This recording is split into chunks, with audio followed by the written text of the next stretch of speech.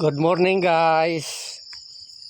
So ito, sarap ng pakiramdam talaga dito guys sa atin sa bundok. Ayan alas 6 ng umaga.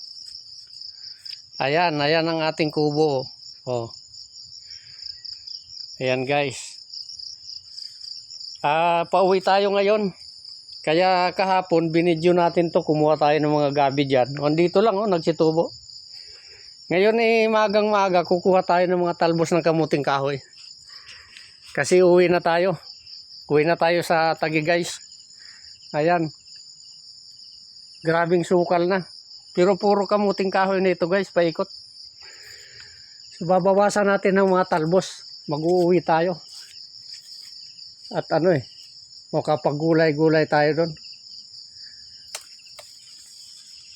At maraming naman na ito guys, pwede ng gulayan.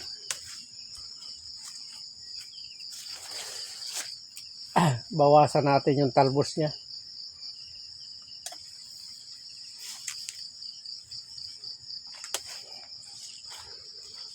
Ito guys, pag-uwi tayo ng panggulay.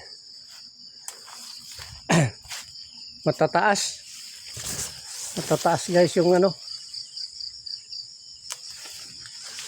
ating kamuti. May mga kasi guys, kanlong ng tawag dito.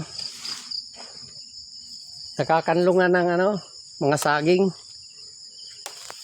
Ganun talaga ang ayan, papaya Ka-harvest lang yan ni Ed. Nung bumaba siya. Nauna kasi sa akin yung aking pinsan guys. Bumaba na siya, ako nagpahuli. Kasi nanguha pa tayo ng nangurti tayo ng kahoy na panggamit doon sa aking kubo.